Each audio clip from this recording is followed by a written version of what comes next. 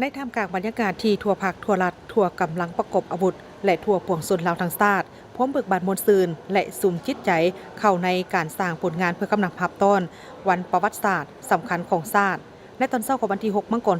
2026กองประชุมใหญ่ผู้แทนทั่วประเทศครั้งที่ 12 ของพรรคประชาชนปฏิวัติลาวได้ไขขึ้นอย่างเป็นทางการและสง่าผ่าเผยโดยภายใต้การเป็นประธานของสหายทองนุ่นศรีสุริตเลขาธิการใหญ่คณะบริหารงานศูนย์กลางพรรคประชาชนปฏิวัติลาวประธานประเทศแห่งสาธารณรัฐประชาธิปไตยประชาชนลาว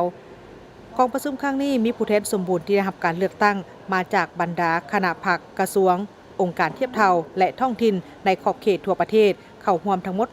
834สหายหญิง123สหายเป็นตัวแทนให้แก่สมาชิกพรรคทั่วประเทศจำนวน 421,865 สหายมีบรรดาอดีตการนับคันสูงและพนักงานปฏิบัติอาวุโสและแขกถึกเชิญเข้าร่วม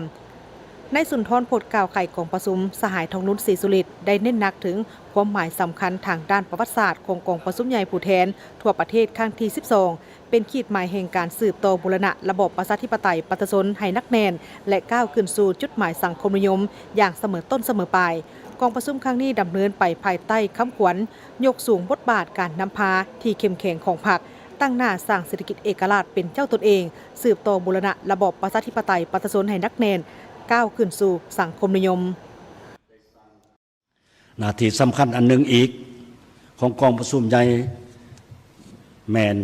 จะได้ดำเนินการเลือกตั้งเอาคณะบริหารงานศูนย์กลางภาคสมัยที่ 12ที่แสดงออกถึงความสามัคคีเป็นจิตหนึ่งใจเดียวของทั่วภาคหับประกัน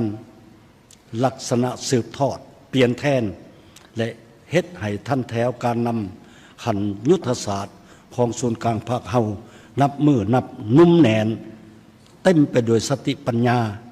ความสื่อสัตย์บริสุทธิ์ผุดพองและจงหักภักดีต่ออุดมการณ์ของพรรคก็คือเส้นทางเก่าเดินของประเทศชาติสามารถแบกหาบภาระหน้าที่อันหนักหน่วงที่พรรคและประชาชนมอบหมายให้บรรดาสายที่หักแพงอย่างงานต่างๆของกองประชุมใหญ่ก็คือทิศทางหน้าที่ที่กล่าวมานั้นล้วนแต่เป็นปัญหายุทธศาสตร์สำคัญในการนำพาของพรรคเฮาที่พัวพันถึงการกำหนดชะตากรรมของประเทศชาติและของประชาชนเฮาข้าพเจ้า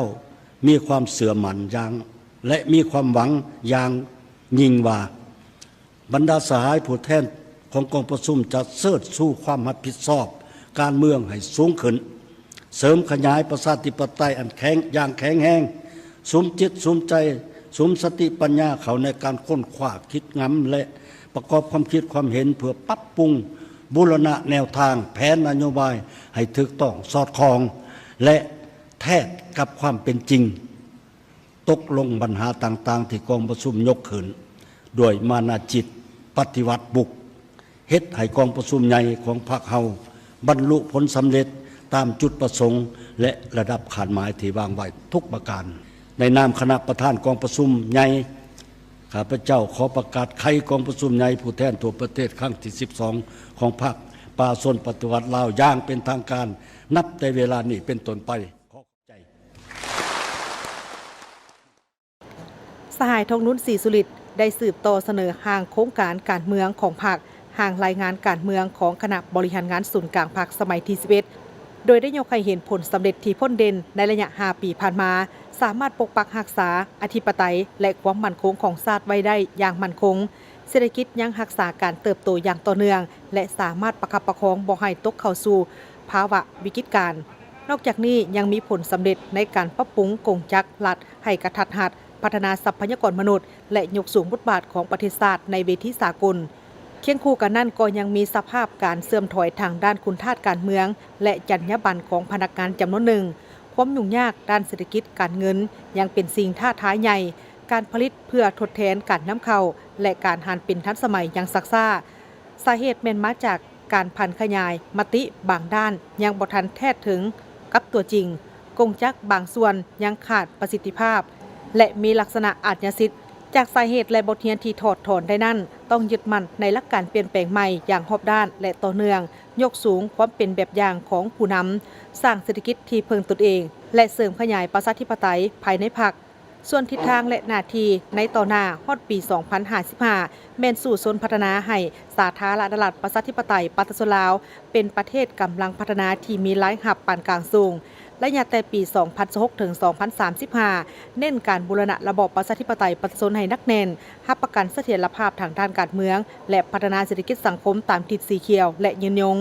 ส่วนแผนการ 5 ปีนับแต่ 2016 ถึง 2030 แม่นนำพาประเทศชาติหลุดพ้นออกจากสถานภาพประเทศด้อยพัฒนาสู่โซนให้ GDP เติบโตเฉลี่ย 6% ต่อปีขึ้นไปแก้ไขปัญหาหนี้สินและความยุ่งยากทางด้านการเงินอย่างเด็ดขาดซุ่มใส่7คะแนนการเศรษฐกิจปลายแหลมและยู่แฮงการหันเป็นดิจิตอลปฏิรูประเบียบการให้โปร่งใสและลดพรขอดขันที่ซักซ่า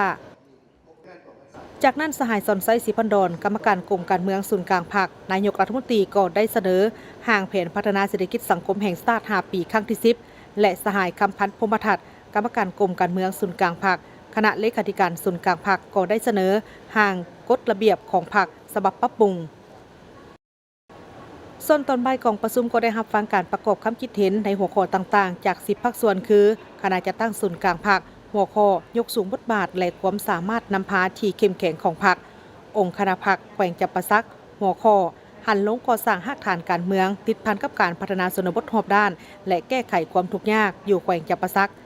คณะกรรมการป้องกันชาติป้องกันความสงบศูนย์กลางหัวข้อท่าสนามป้องกันชาติทั่วปวงชนรอบด้านเพื่อรับประกันความมั่นคงของชาติ